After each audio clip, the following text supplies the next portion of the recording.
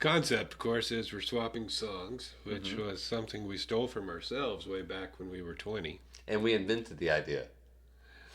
Of swapping songs with each other, yes, we did. Oh, okay. Oh, we gotta sit down. I'm sitting down. We can't do the show standing up. We aren't.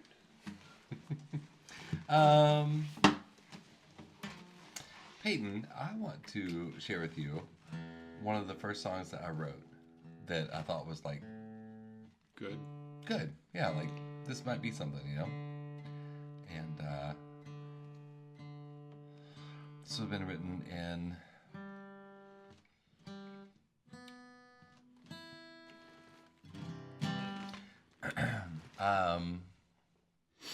I don't know, late 90s, early 2000s. And I was listening to a lot of Cash, but I was also, that's Johnny Cash. If you don't know who that is, stop watching this channel and go look him up.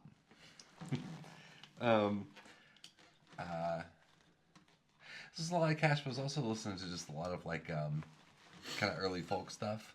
I'm a huge Bob Dylan fan, and one of the things that he kind of advocates for is to go as far back in your subject material as you can, right? Like trace it back as far as you can. So I was listening to a lot of Bob.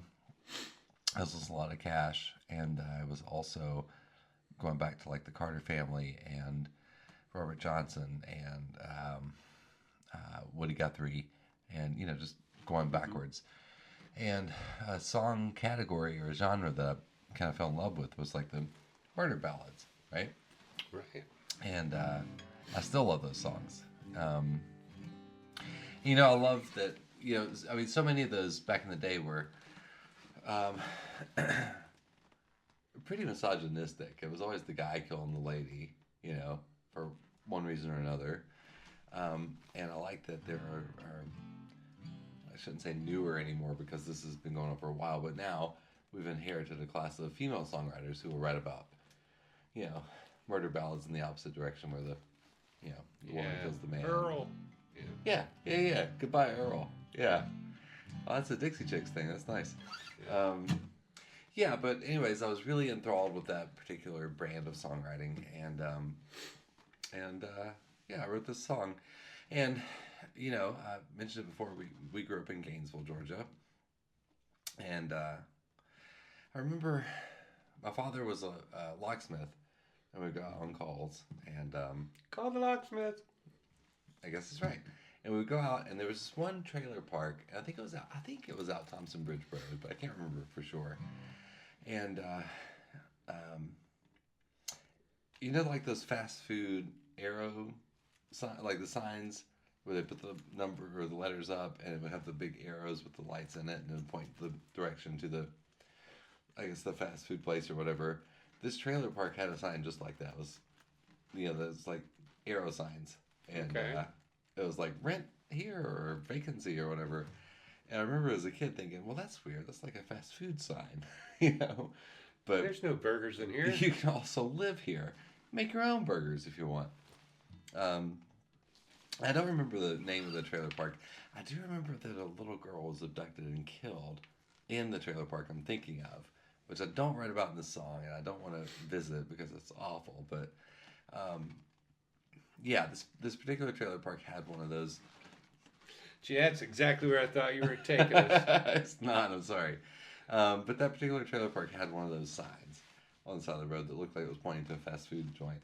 And I was, as a kid, taken by it. I was like, well, that's not how you find a home. But, you know, not judging anybody. I mean, it's, you know, it is what it is. But, yeah, so I was writing, and I had this, like, murder ballad kind of country vibe in mind. And I thought about that trailer park sign. And I wrote this song, and I always joke that it's a love song that starts off really nicely and winds up in a trailer park with a gunshot. And it's called Diamond Earrings. And okay. I'd like to play it for you. Let's hear it. Okay.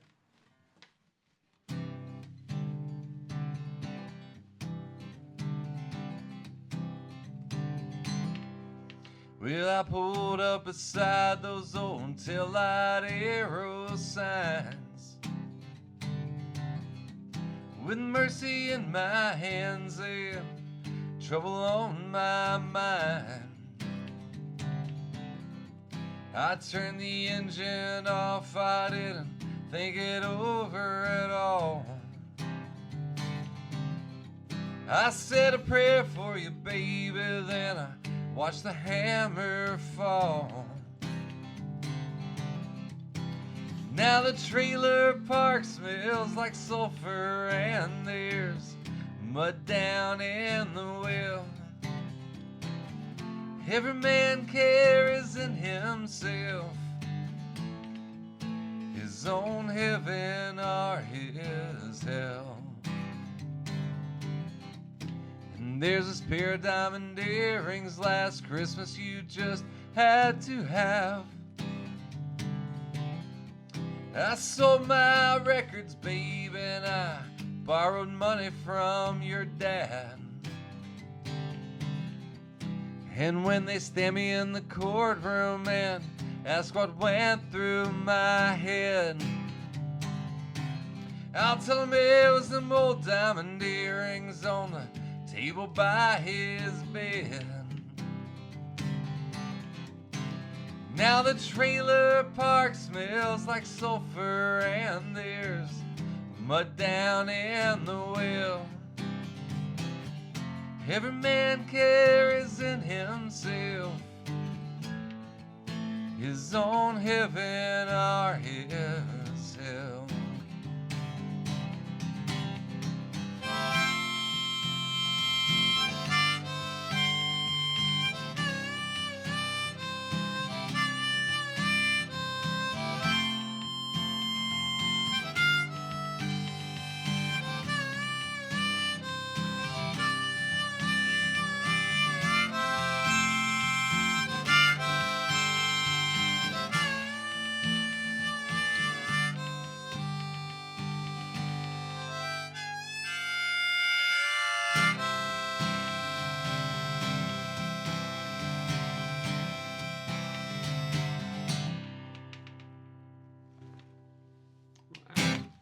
Yeah, it's diamond earrings.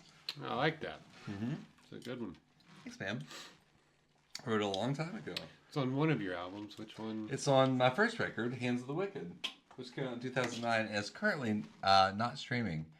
And I don't think you can buy it unless you come to a Michael C. Smith gig. Because I do have...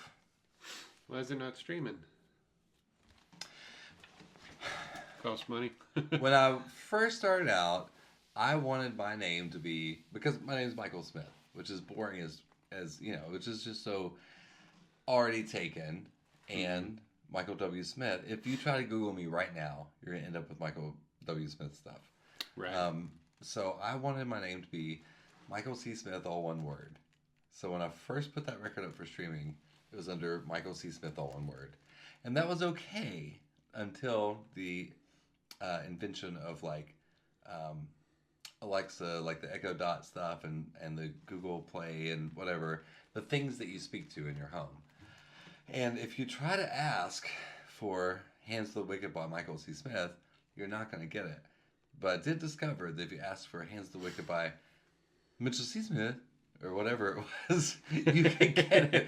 So it didn't work. It was a stupid idea to begin with, and you also cannot find it. So before honestly, I figured that out before my second record. So Problem from the Barstool was just released under Michael C. Smith. Everyone calls me MCS, and I don't know why that's not just my handle recording name, because it works better than anything else.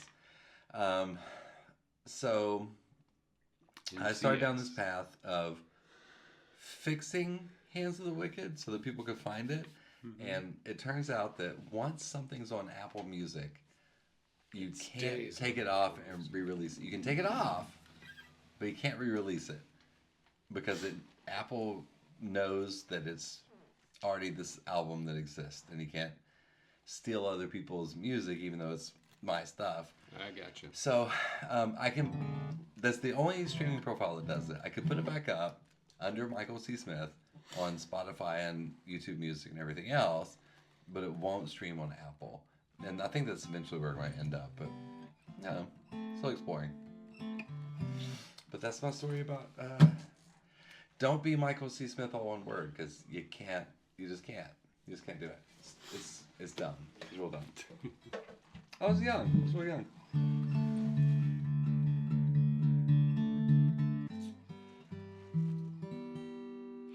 All right, this is a song I think you might remember. I'll tell the story after I play this one. Okay. Find out.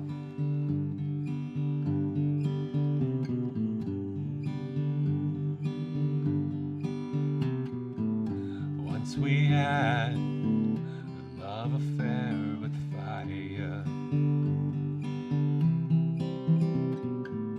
People came from miles around to see.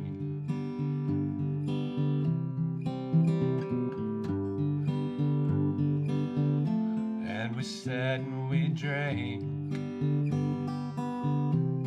the whole night through, till the fire slowly did die.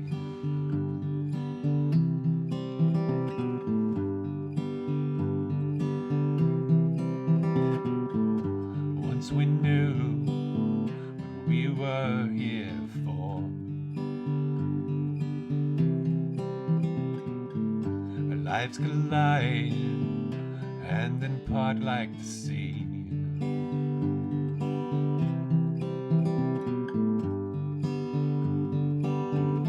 Good friends just isn't enough. We need someone our whole life through.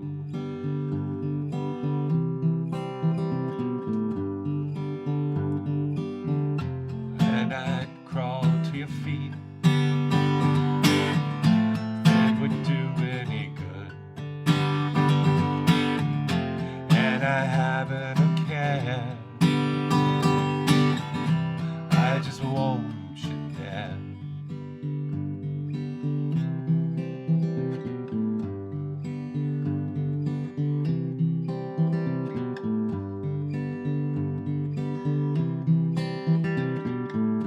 Once isn't all I hoped for.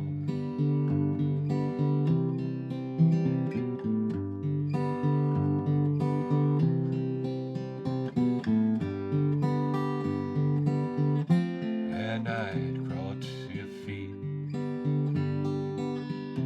if it would do any good. And I haven't a care, I just want you there. And I'd crawl to your feet if it would do any good. And I haven't a care, I just want you there.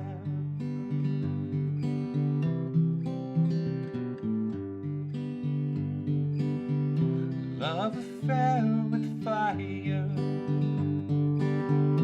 Love affair with fire. Love affair with fire. Love affair with fire. Nice, man. Yeah. Yeah, it's been a while since I played that one, but it's still in my repertoire because, I don't know, it has an odd little time structure there. Sometimes it messes me up, but it's a fun song to play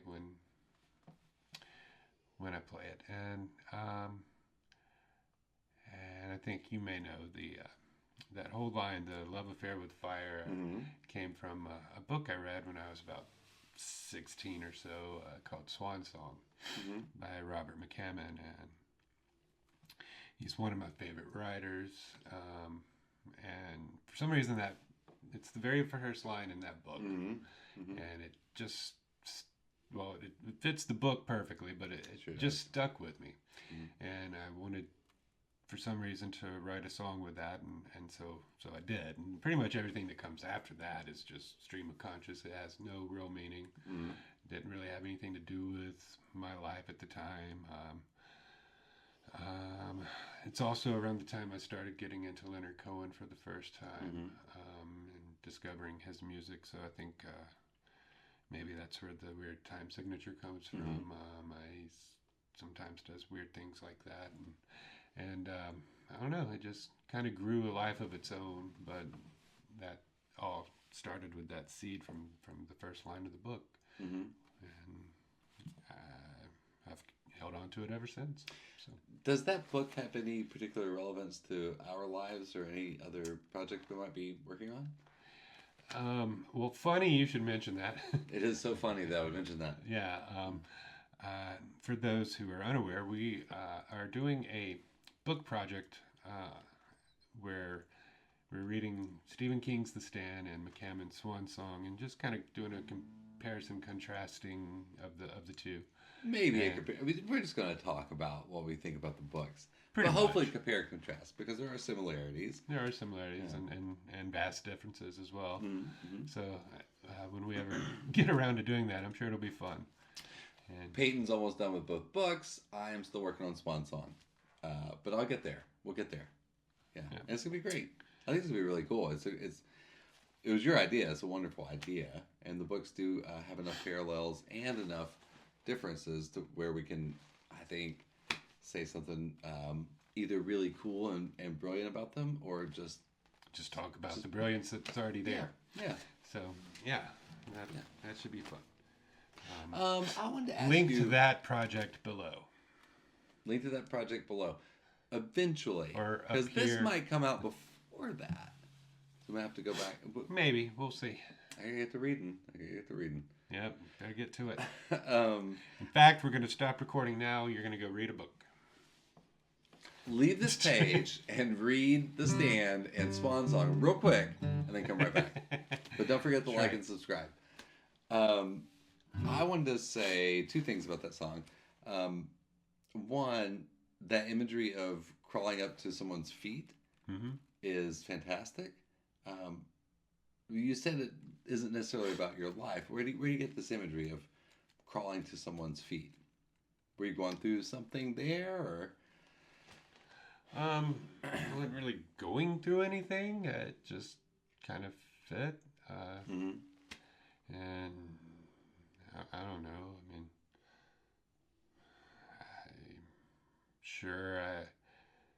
I was just thinking probably about whatever girl I was thinking about at that time. And just, Are you saying that you've written songs inspired by girls? Women? Ladies? Once in a while, that'll happen. Yes, they'll get under my skin, and gotta get the demons out some way, and through music is the way I choose to do so. Fair enough. I guess I don't know. I was just really looking. Well, I don't know. I mean, the book's actually about a nuclear holocaust, so to speak, ending the world, which seemed a little too much for a song. So I went with a actual love affair with fire, and maybe thinking about a guy who, went through a breakup and was trying to get back into someone's favor. So that was kind of the perspective I was going for, or experiencing, maybe. To some degree at the time. So mustering up all the courage and humility it would take to admit that you're beneath this person. And would you please? Yes.